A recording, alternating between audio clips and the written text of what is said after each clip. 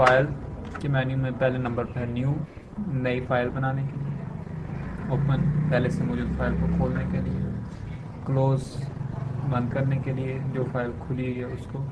Save, आपने कोई changings की हैं मौजूदा फाइल के अंदर, उनको महफूज करने के लिए। सेव एज, किसी फाइल को दूसरे नाम से महफूज करने के लिए।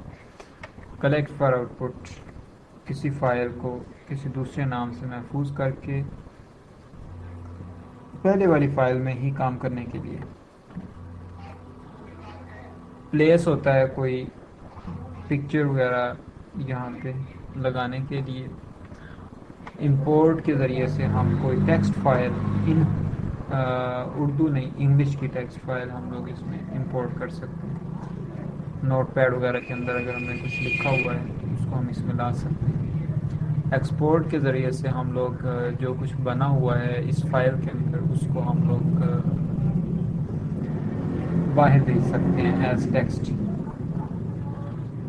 एक्सपोर्ट पेज के ज़रिए से हम लोग मौजूदा जो सफ़ा है या सफ़े के किसी हिस्से को, किसी ख़ास ऑब्जेक्ट को हम लोग पिक्चर के तौर पर सेव कर सकते हैं।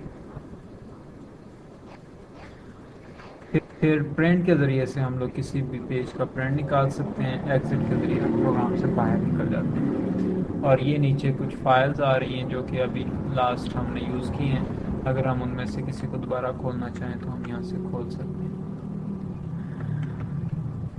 एक्सपोर्ट पेज को क्लिक करने से हमारे पास ये डायलॉग बॉक्स आ जाता है। इसमें हम लोग ऊपर फाइल का नाम दे देते हैं और नीचे से बता देते हैं कि किस चीज़ को हम एक्सपोर्ट करना चाहते हैं, तो उससे वो फाइल जो है एक्सपोर्ट हो जाती है, या वो चीज़ जो आपने सिलेक्ट की है वो एक्सपोर्ट एंटर करने पर। एडिट का मेन्यू, इसके अंदर पहले नंबर पर है अनडू। अनडू का मतलब होता है कि अभी अभी लास्ट आपने जो काम किया है वो अगर आप वापस लाना चाहते हैं तो आप अनडू करेंगे। इन पेज के अंदर आप सिर्फ एक दफ़ा अनडू कर सकते हैं, ज़्यादा अनडू नहीं कर सकते।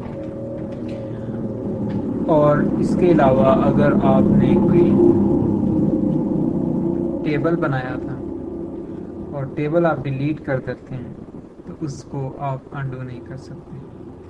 टेक्स्ट को आप अनडू कर सकते हैं। कट के ज़रिए से हम लोग किसी भी सिलेक्टेड ऑब्जेक्ट या सिलेक्टेड टेक्स्ट को हम लोग काट लेते हैं। कॉपी के ज़रिए उसको कॉपी करते हैं, ये पहले से ही नॉर्मल चीज़ें हैं जो हम लोग पहले भी करते रहे हैं। पेस्ट, डुप्लीकेट के ज़रिए से हम लोग किसी ऑब्जेक्ट, जैसे आपने कोई टेक्स्ट बॉक्स बनाया हुआ है या कोई आपने रेक्टेंगल या कोई सर्कल बनाया हुआ है उसको, या कोई पिक्चर लगाई है उसको डुप्लीकेट बनाना चाहते हैं, उसकी एक और कॉपी बनाना चाहते हैं, तो उसका एक तरीका आसान डुप्लीकेट। आप डुप्लीकेट को क्लिक करें। डुप्लीकेट के ज़रिए से हम लोग इसमें ये ऑप्शन है कि हम लोग जितनी चाहें डुप्लीकेट्स बना सकते हैं। इसको हम लोग इस तरीके से भी बहुत अच्छे तरीके से इस्तेमाल कर सकते हैं कि फ़र्ज़ किया आपके पास एक ऐसा सिनारियो है कि आपको कोई कहता है कि एक सफ़ा ऐसा बना के दो मुझे जिसके ऊपर कोई ख़ास लिखाई जो है वो बार बार तरतीब में लगी हुई है।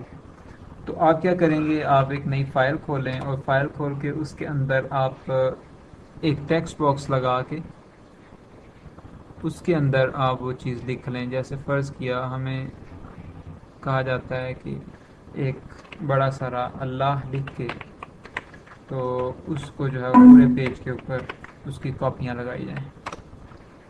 ठीक है, तो हम क्या करेंगे, एक दफ़ा हम लिख लेंगे और लिखने के बाद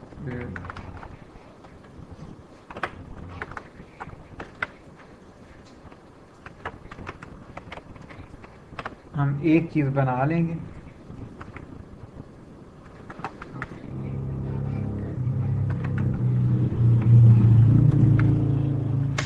एक चीज़ बना के इसको जब हम बिल्कुल फाइनल कर लें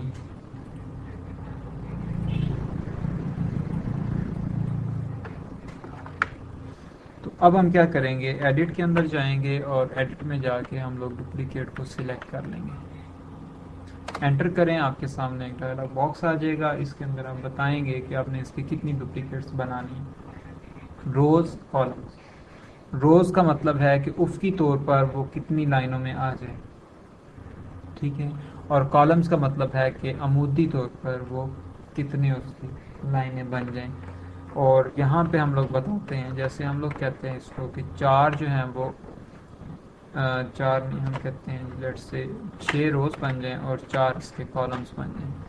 अब ये कुछ इस तरह से होगा कि यहाँ पे ये अल्लाह जो है वो एक कप यहाँ पे बनेगी, दूसरी यहाँ पे, तीसरी यहाँ पे, तो ये 4 यूं बन जाएंगी और नीचे को एक के बाद नीचे 2, 3, 4, 5, 6 इस तरह से नीचे को 6 बन जाएंगी, टोटल 24 बन जाएंगे और तरतीब पा जाएंगे। रो के दरमियान हम लोग जितना गैप रखना चाहते हैं वो हम लोग यहाँ पे बता देंगे।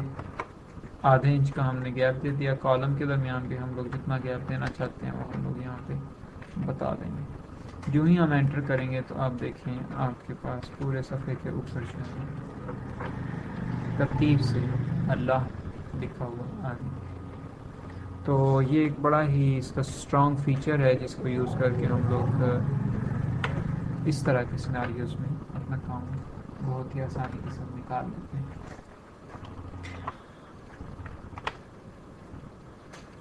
फिर एडिट के अंदर नेक्स्ट है क्लियर। क्लियर वही है जैसे डिलीट करना, हम लोग सिंपली कीबोर्ड से डिलीट को ही इस्तेमाल कर लेते हैं। सिलेक्ट ऑल के ज़रिए से हम लोग जो कुछ भी डॉक्यूमेंट के अंदर लिखा हुआ है वो सब कुछ सिलेक्ट कर लेते हैं। लेकिन सिलेक्ट ऑल में जो ऑब्जेक्ट्स बने होते हैं जैसे टेक्स्ट बॉक्सेस वगैरह वो सिलेक्ट नहीं होते, ये चीज़ ध्यान में रखें। फाइंड एंड रिप्लेस के ज़रिए से आप कोई भी उर्दू या इंग्लिश की टेक्स्ट जो है कि लिखाई जो है उसको आप सर्च करके रिप्लेस करवा सकते हैं। जैसे फ़र्ज़ किया आप कोई डॉक्यूमेंट बना रहे थे, बनाने के दौरान आपको पता नहीं चला और आपने एक लफ्ज़ जो है वो कोई गलत लिख दिया है, ठीक, बाद में आपको पता चलता है कि ये लफ्ज़ इस तरह नहीं इस तरह लिखा जाना है, तो आप सिंपली इसको यूज़ करके Ctrl+F दबा के आप फाइंड रिप्लेस का डायलॉग बॉक्स खोल लेंगे। उसमें ऊपर जो है वो आप लिख देंगे जो आप गलत लिख रहे हैं लफ्ज़, ठीक है। जैसे ये अगर आपने बाज इस तरह से लिख दिया है तो आप इसको ऊपर जो गलत आपने लिखा वो लिख दें और नीचे जो है वो आप सही वाला लिख दें और फिर उसके बाद आप इसको फाइंड करके तो रिप्लेस करवा सकते हैं, ठीक है। और अगर आप चाहते हैं कि ये एक एक करके ना करें बल्कि सारे इकट्ठे कर दें तो आप फ्रॉम बिगिनिंग को सिलेक्ट कर लें और उसके बाद रिप्लेस ऑल आल्ट ए दबा दें तो फ़ौरन से पूरे डॉक्यूमेंट के अंदर जो कुछ भी यहाँ जहाँ पे भी वो लफ्ज़ होगा उसको रिप्लेस करके आप रिजल्ट दे दें।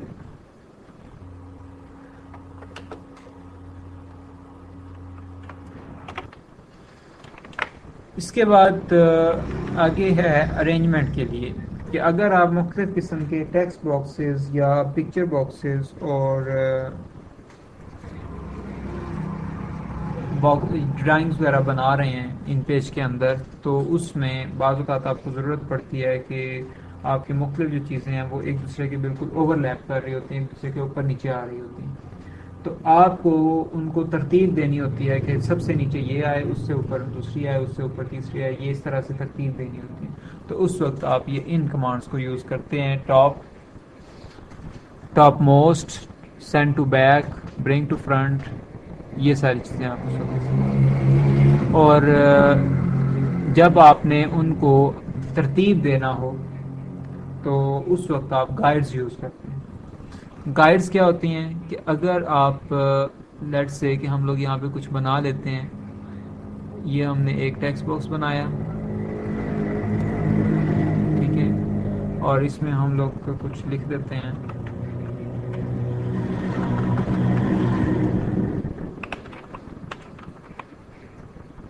ठीक। एक और हम टेक्स्ट हम ये बॉक्स बनाते हैं रेक्टेंगुलर,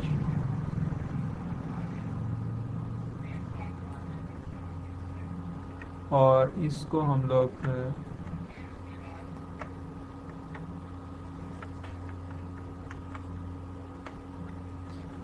कलर करना चाहते हैं, हम लोग इसको कलर कर देते हैं, यहाँ से लेट्स से रेड कलर कर देते हैं। अब हम इसको सिलेक्ट करते हैं और इसके अंदर बैक कलर हम लोग वाइट कर देते हैं। अब हम ये चाहते हैं कि ये वाला जो रहमान लिखा हुआ है जिसके अंदर ये ऊपर आ जाए, तो हम एडिट के अंदर जाएंगे और इसमें से ब्रिंग टू फ्रंट को क्लिक कर देंगे। ठीक, तो इस तरह से ये हमारे पास जो है वो चीज़ ऊपर आ जाएगी।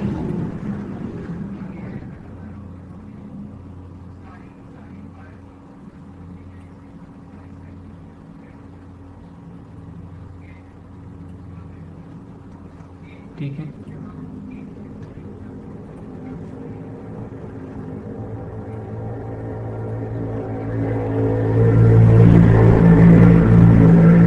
तो इस तरह हम लोग फ्रंट और बैक वाली चीज़ों को सेलेक्ट कर सकते हैं। फिर उसके बाद है कि गाइड्स का, गाइड्स ये हैं कि अगर हम लोग यहाँ पे ये मार्जिन के बिल्कुल बॉर्डर पे आए, ये रूलर के, तो पॉइंटर की हमारी शक्ल बदल जाएगी। यहाँ पे अगर हम ड्रैग करके इसको डॉक्यूमेंट के अंदर ले आएँ तो एक लाइन सी वहाँ पे बन जाएगी जहाँ हम इसको छोड़ेंगे नीले रंग की। इसको कहते हैं गाइड। इसी तरह से हम लोग वर्टिकल गाइड भी लगा सकते हैं। गाइड्स इस्तेमाल होती हैं उस वक्त जब आप अपने डॉक्यूमेंट के अंदर बहुत ज़्यादा टेक्स्ट बॉक्सेस या टूल्स जो हैं वो यूज़ कर रहे हैं और आपने उनको तरतीब देना। ठीक है, जैसे हम लोगों ने ये दो पहले से बनाए हुए हैं, हम लोग एक आध और बना लेते हैं।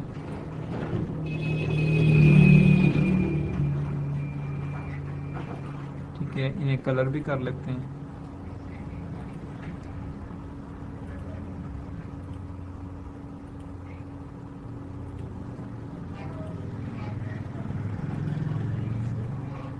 हम लोग इनको तरतीब देना चाहते हैं। हम चाहते हैं कि ये तो दोनों दायरे हैं, ये दोनों दायरे बाएं तरफ से सीधे हो जाएं। हम क्या करेंगे, पहले वाले को उठाएं और इसकी सीध पे लगा दें, ये खुद ही इसके साथ जुड़ जाएगा। दूसरे वाले को उठाएं, उसको भी यूं सीध में लगा दें, ये खुद ही जुड़ जाएगा। अब ये बिल्कुल एक दूसरे के हिसाब से बाएं तरफ से सीधे हो गए। ठीक, तो इस तरह हम गाइड्स को इस्तेमाल करके अपने डॉक्यूमेंट में चीज़ों को बिल्कुल सही जगह पे एडजस्ट कर सकते हैं।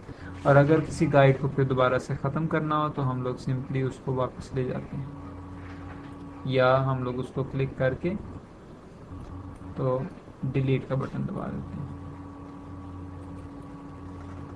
तो इस तरह हम गाइड्स को ख़त्म कर सकते हैं। फिर उसके बाद एडिट के अंदर आगे है स्टोरी एडिटर। स्टोरी एडिटर जो है वो एक यूटिलिटी है जिसके ज़रिए से अगर हम सिर्फ ये चाहते हो कि ये देखें कि लिखाई क्या है, सिर्फ लिखाई देखना चाहते हो, कोई फॉर्मेटिंग कोई कुछ नहीं देखना चाहते हैं, हम सिंपल लिखाई देखना चाहते हैं, तो हम लोग कीबोर्ड से F2 या एडिट के अंदर से स्टोरी एडिटर को सिलेक्ट कर देंगे। तो ये आपके सामने ये बिल्कुल एक सिंपल से फॉर्मेट में ये चीज़ जो है जो कुछ भी आपने लिखा होगा वो सिंपल फॉर्मेट में आ जाएगा।